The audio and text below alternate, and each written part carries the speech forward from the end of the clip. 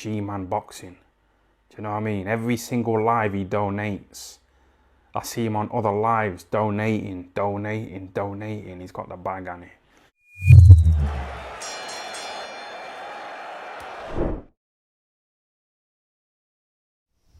Alright, people, review of the week time. So, a lot of fights on the weekend. It took a little bit of catching up with yesterday. That's mainly what I did yesterday, which was, I obviously watched the DAZN card, but in terms of the Loma fight, I only saw that yesterday morning. I did have a look at the Jake Paul fight as well. So we'll talk about all the cards. Let's start with the DAZN card. Okay, because obviously Katie Taylor was headlining that, and I'll talk about her just at the very end because Eddie Hearn was hinting where her next fight is going to be, so we'll leave her until the end of this card. We'll go through the card in a nutshell. So I didn't really see any of the undercard main events, and what I mean by that is I didn't see any of the free portion. Well, I don't know if it's free, but the before the bell portion. Sometimes they put that on YouTube. I didn't see any of the fights there. The first fight I saw was Gary Cully get a first round knockout against a guy whose name escapes me, Joade Balhami, I think is how you pronounce it, a French lightweight. So he was undefeated going into this fight with Gary Cully, and he looked pretty poor in there, I have to say. Gary Cully looked good, but this guy looked pretty poor. He was getting caught by Gary Cully's shots from pretty early on, and what happened was Gary Cully got kind of put, not backed against the rope, but he was in the corner. He was able to land a big 1-2. Obviously, he's a southpaw, so right, left. And yeah, that was all she wrote. I think it was only like 30-something seconds, maybe a little bit more of the first round. Gary Cully has always shown power. He's always shown power. There's been times in his career, certainly early on in his career, where if you go back and look at some of Gary Cully's early fights, where he wasn't getting rid of the guys. Now, you could say they were only 4 rounds, but the level of the opponent wasn't great. And I felt that back then, Gary Cully was slapping a lot more. He definitely appeared to be slapping a lot more. And he had power there, but I don't think he was punching as correct as he is now. The way he seems to be punching now, he seems to be really getting some power in there. And Gary Cully is one of those guys where he's 6'2" as a lightweight. So he's very tall, very long, very lanky. And those type of guys, I'm not saying that he's on the same level as this guy, but if you look at him, similar-ish dimensions to Deontay Wilder. Obviously, Wilder is heavyweight, Gary Cully's a lightweight, but kind of same makeup. Gary Cully, tall, long, and skinny, and he's able to generate tremendous power in the left hand, obviously, Deontay Wilder in the right hand. Now, I'm obviously not saying they're kind of the same in that regard, like Deontay Wilder has achieved way more than Cully has. But Gary Cully is on the right path. He's doing very, very well under Pete Taylor. And as I said, I actually said it on Twitter, during the early years, I watched Gary Cully, I think in 2017, 2018. He used to fight on a couple of fisheye shows. When was the first fight? I think when he fought this guy, Paul Oha, which was just at the start of 2018. I think that's the first time I ever seen him. I think that was the first fight anyway. And if you look at his early career, he got a first round knockout in his debut, but then he just went points. And since then, he's really improved.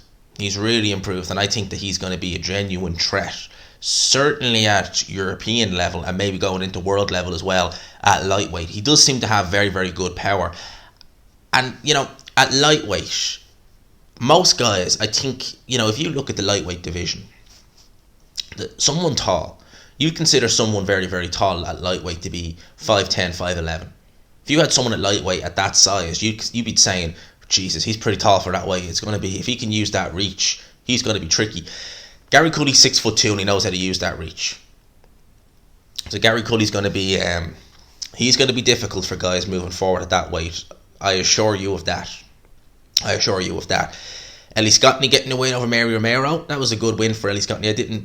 I was kind of going in and out of that fight, but from what I was seeing, it looked like Scottney was in control, and she picked up the unanimous points decision.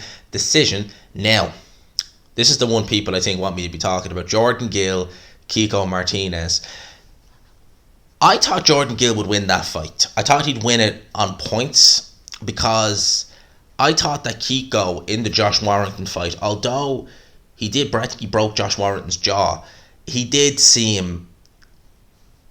he looked a bit past it at that point. Now, Kiko Martinez is getting up there. He's 36 years old. I mean, I remember Kiko Martinez, was it 2007 or 2008, one or the other, where he knocked out Bernard Dunn in a round here in Ireland, in Dublin, in the Tree Arena.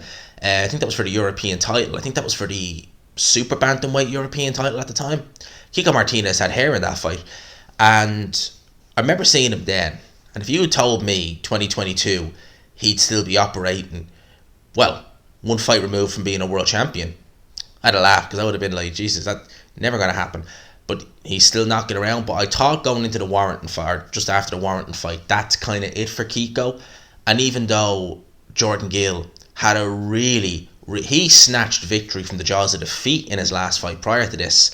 It was a tremendous shot, but he was this close to getting stopped. And I think watching his last fight, a lot of people would have been very critical of Dave Colwell for not stopping it sooner, because there was times there where it looked like Dave Colwell should have stopped it. I think even commentary, I think it was Andy Lee commentating, said they might want to pull this kid out. They didn't. He was able to pull it out. I thought that would have an impact on Jordan Gill, because it was a very, very tough fight, but I didn't think it would show up against Kiko. Well, I was wrong. Kiko Martinez, from early on in that fight, was making Jordan Gill look very uncomfy. Jordan Gill picked up the first round, but you could tell from early on Kiko was finding his range with big shots, with rights and lefts, and you could tell this was going to be it. This wasn't going to be easy for Jordan Gill. Even if he wins it's not going to be easy. And then in the third round he gets caught by a right hand, I believe it was. I know he was dropped by an uppercut in that round as well. And you could kind of see that the writing was on the wall. The defense of Jordan Gill is just non-existent. I mean, the shots he was getting hit with, Kiko Martinez couldn't miss with right hands. And even when Jordan Gill had his guard up, the right hands were just piercing straight through the guard. I think that was the third knockdown. I think Jordan Gill had his hands up for that one, but it still was able to pierce straight through the guard and knock Jordan Gill down. And then he was dropped by a left hook to finish it off. And I thought that left hook would have done more damage than it did, because it looked to land pretty damn clean. But Dave Colwell up on the ring apron, waving the towel. Yeah, the fight got stopped in the fourth round. And, you know, Dave Colwell's not a bad trainer. He's not a bad trainer. He's done some good work with some guys, most noticeably Tony Bellew probably. He's done great work. He did great work with him. But Dave Colwell, for those who don't know, used to promote. And actually he ran shows on Sky at one point. I think the last show he ran on Sky was 2011. They were never big shows. But when you look at Dave Colwell and you see the way he is with his fighters, I always feel like Dave Colwell, he struggles to separate the promoter from the trainer aspect, because he kind of comes across to me, certainly with some of his fighters anyway, as a cheerleader. And you would expect that, obviously, if you're training a fighter. But the way Colwell does it, it's almost like he's trying to promote the fighter rather than train him.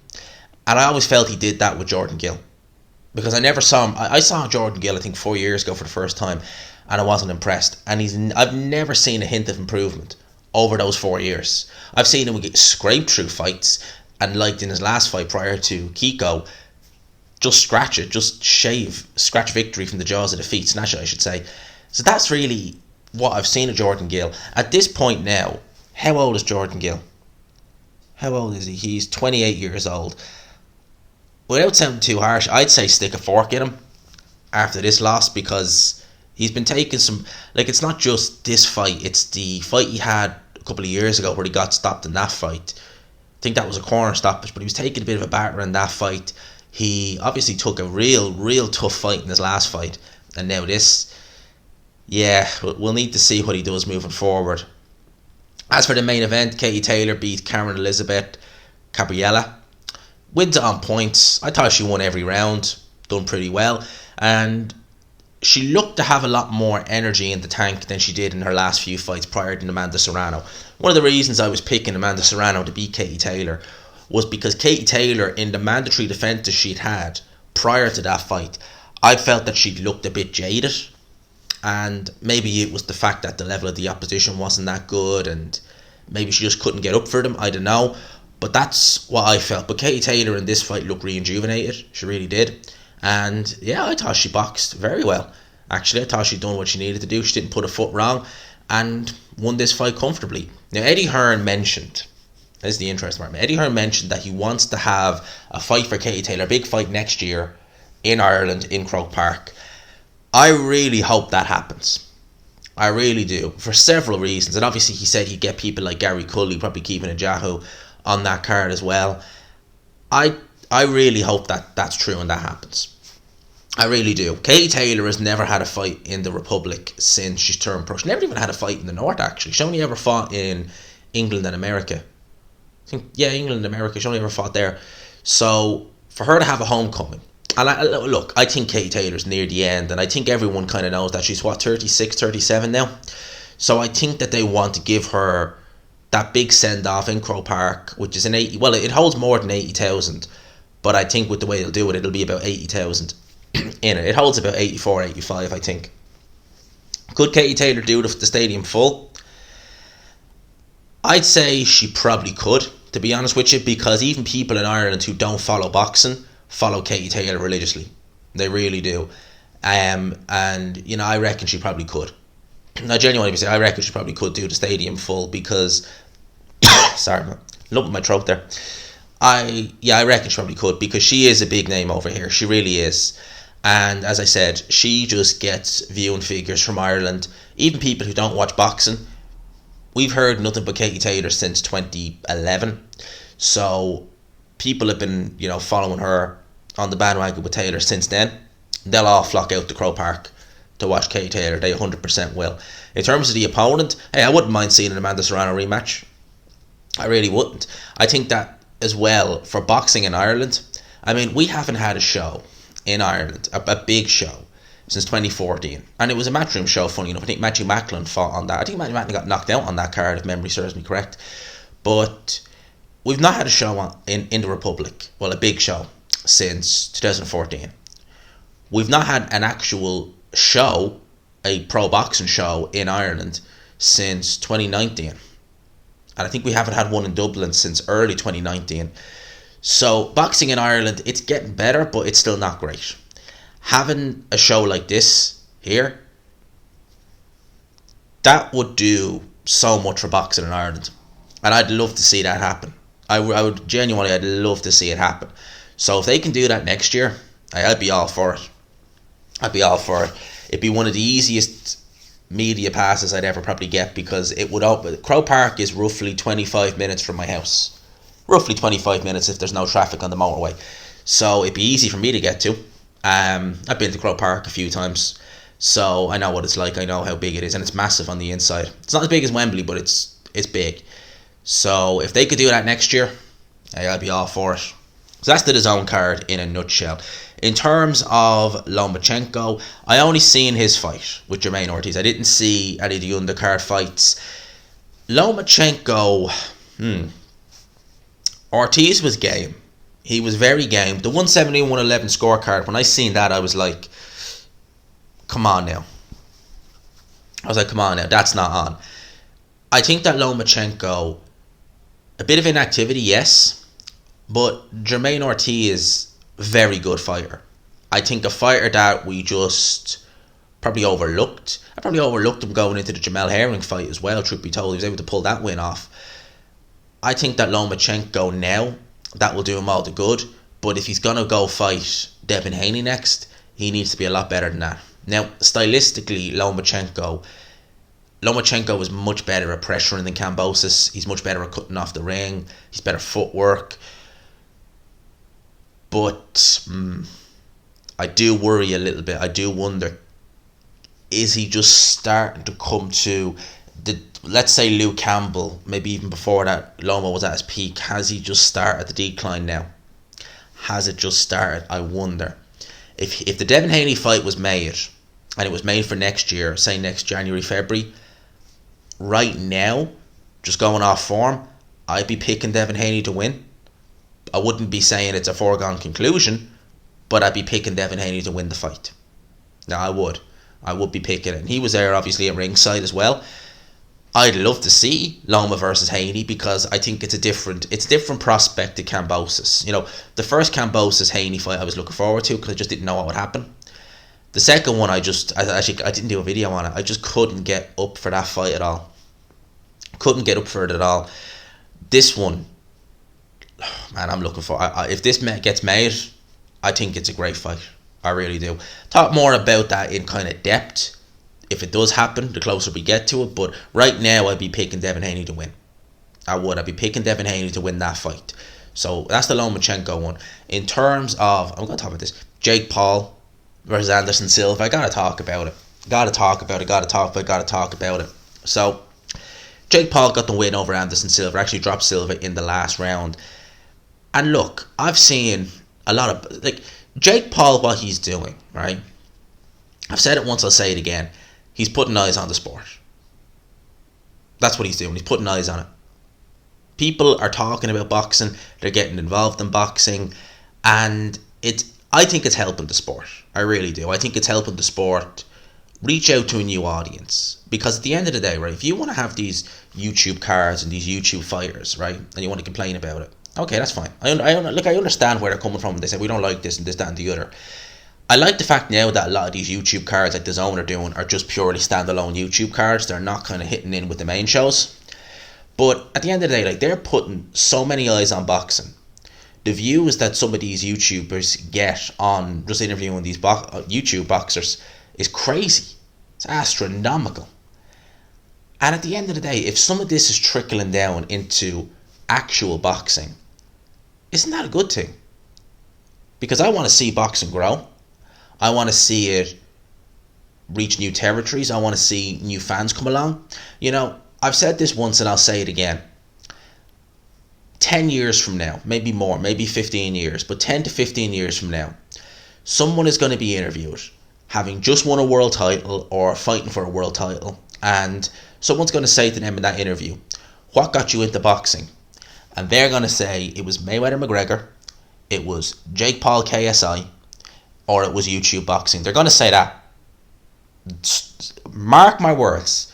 If we're all still here, if I'm still doing videos 10, 15 years from now and not doing something better, I'll still be doing videos, to be fair.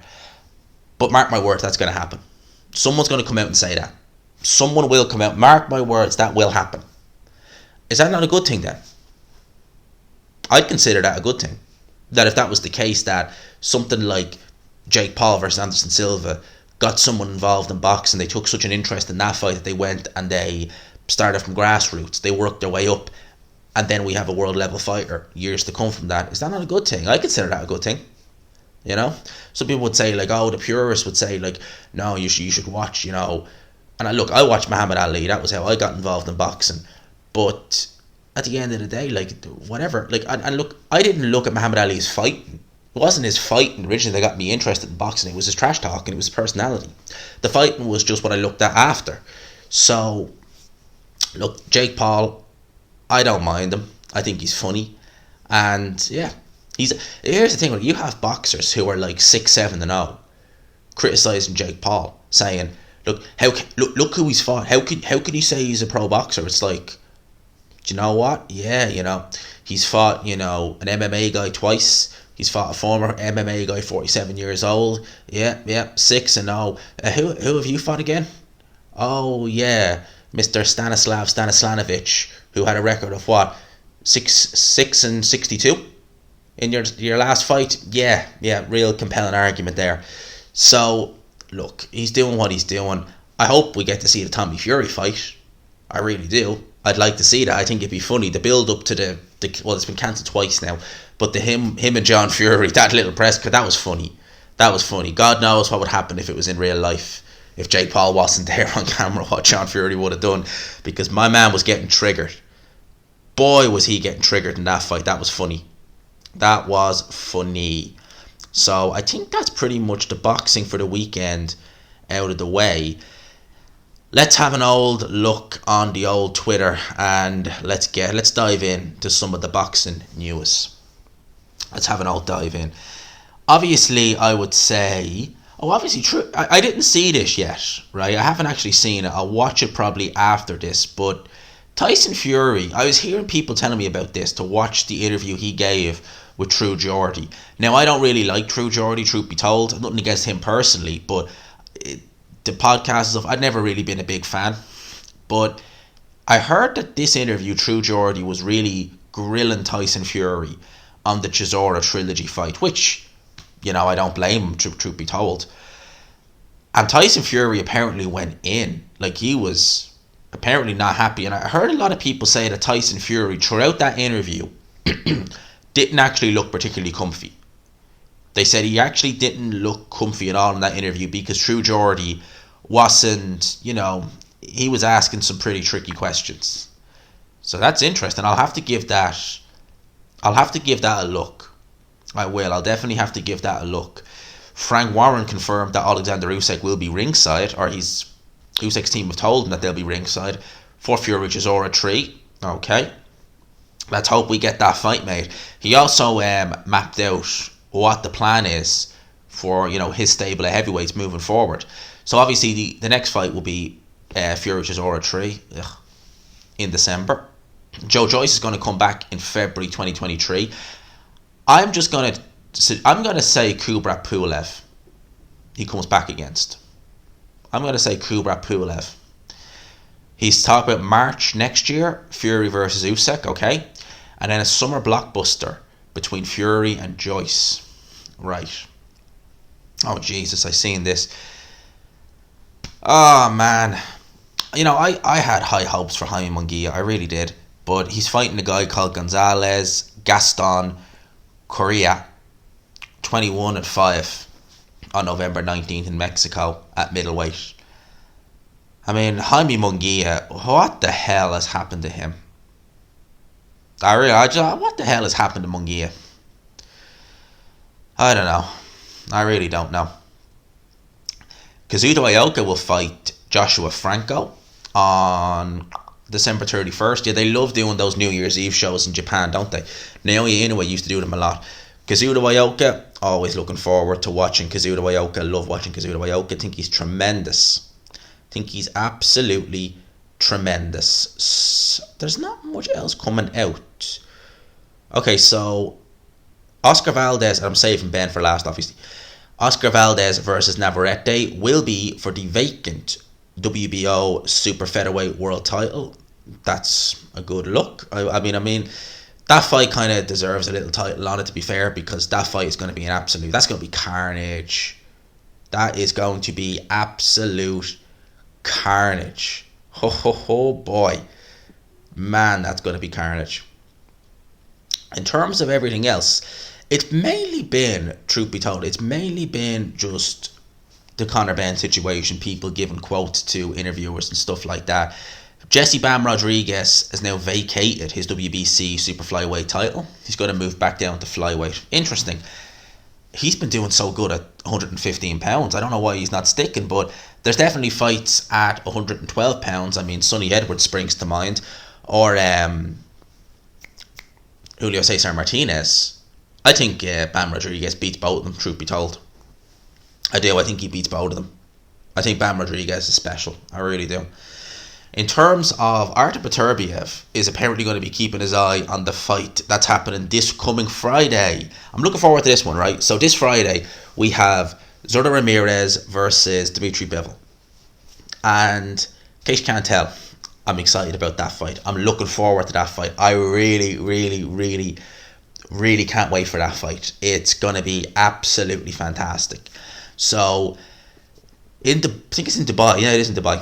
So, Ramirez, you have the boxer with great speed, tremendous footwork, and decent punching power. He has decent punching power. With Zurdo Ramirez, people say he's crude. He's not that crude. He pressures, he uses his height, he uses his weight advantage, which he definitely does, but he can box as well. Zurdo is actually ambidextrous, so he can fight right hand, he can fight left or right. He's got power in both hands. And I know this is but he is, this guy, how he makes the weight is beyond me. The guy is a cruiserweight in there on fight night. So if he really puts it on Bivol, that's going to be tough for Bivol, because Bivol is not a big light heavyweight, and you're talking about possibly the biggest light heavyweight in the division. You know, when they're all making fight weight, maybe Zurdo puts on more weight than anyone, because this guy is huge. He is, like, I don't know how he ever made super middleweight. So I think he's live in here. I really can't wait for this fight, lads. I really can't. I think that I might even do a watch along. Do you know that? That's how much I'm looking forward to this fight. I'm considering seriously doing a watch along for this one. I may or may not, I don't know yet fully, but I can't begin to tell you how excited I am for this fight. I think it's going to be fantastic. I really do. I think it's going to be absolutely fantastic. So, Conor Benn gave an interview with The Sun where he said trace amounts were found. Tiniest of traces. Only thing I can think of, it's contaminated. Why would I sign up for VADA and then take this? If you Google the substance, it stays in your system for 4 months. Do I look like an idiot? Well, you signed up for VADA because you want to stay in the WBC top 15 rankings. Isn't that not why? And wasn't the failed test in July part of the WBC clean boxing program? So when you say you're signed up for VADA, well, you signed up for it because you want to be in the WBC top 15 rankings. If you didn't want to be in, then you didn't have to sign up for it. That's mandatory to get into the WBC rankings. And furthermore, you're saying again, the whole excuse originally was it was eggs that were contaminated. Well, you say you do I look like an idiot? So if you knew back in July, before this Eubank Jr. fight was even signed, if you knew that was the reason why you failed, why exactly didn't you change up your whole eating program? So if you knew, right, if you knew that in these eggs, right, there's contaminated products, if you failed that test and at the time you didn't know, and someone said, oh, actually, see these eggs you're eating, yeah, they might actually have trace amounts of this banned substance. Oh, okay, right, get rid of them, remove them from camp. We'll try and sort this out, but remove them. I'll never eat them again. No, instead, what you want us to believe is that this happened. You were probably made aware that this is why you failed, and you just said, it's grand, I'll just keep eating them anyway. And you expect people to believe that. And as well as that, right, it was reported in Boxing Scene that Team Eubank were never informed of the first failed test. Now, the first failed test happened prior, I think it was WBC one, and it was prior to the announcement of Eubank Benn. Now, I don't believe the WBC I don't believe they were legally obliged to tell Team Eubank about it, because it wasn't part of the fight, if you know what I mean. The fight wasn't signed and sealed, but you would think that it would be something that Team Benn would have just said anyway. And you know, the interviews Eddie Hearn has been given on this whole situation, I have a separate video. I have a thumbnail ready. I have a separate video on Conor Benn. I'm just going to give my 2 cents on it. Maybe this evening I'll upload that video. But this whole situation has been a disaster for both Eubank and Hearn. Conor Benn, I'll talk about that more later, but the way he's come out with the whole kind of just trying to play the victim, basically.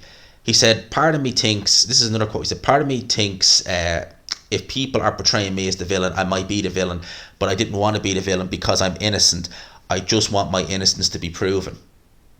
Well, you can easily prove the innocence by bringing out the B sample. I'm just going to chuck that out there. The trace amounts were low. There was no benefit. I got the best scientists on this. I'm spending a lot of money trying to prove my innocence. I don't want to run away or hide from this. My innocence matters to me. Well, it seems like you've barely said anything in the last 2 weeks. And, you know, Simon Jordan has been going in on Eddie Hearn on Talk Sport because he's made several attempts, as he said, to get him on the show. And instead he goes on with Laura Woods, who, well, conflict of interest, was hosting the DAZN show on Saturday. So, again, like, I have a video planned on that. I'll talk more about that then. But the whole situation is a mess. Eddie Hearn, to me, he's been so used to being able to talk his way around things over the years. And I've always felt that Eddie Hearn looks at the boxing fans and thinks that a lot of us are stupid. I've said that for a while now because, you know, when he goes around saying stuff like game changed with this lineup, when he goes around saying Chris Algieri is a top 15 welterweight, and he's saying that, you know, on air and acting as though it's fact, I'm always thinking he's looking at boxing fans thinking we're stupid, and that we'll be like, though Eddie Hearn said he's top 10, top 15, so yeah, he's clearly top 10, 15 because Eddie Hearn's the promoter, he knows. It's like, we flipping know. And we know that your broadcast team ain't game changed. It's, game set and matched. You effed up the broadcast team. And in terms of Chris Algieri, Chris Algieri, top 10, top 15, way back in 2014 at 140 pounds, not in 2021 at 147. So, there's that. So, look, I think I'll leave it there. I think I've gone way over what I wanted to talk about. I'll catch you guys later because I have a Conor Benn video that we're going to record at some point today, and we'll get that out then. So I'll leave you with that. People, smash the like button if you could. Hit subscribe if you haven't already. For now, I will leave you with that. People, I'll talk to you. Peace.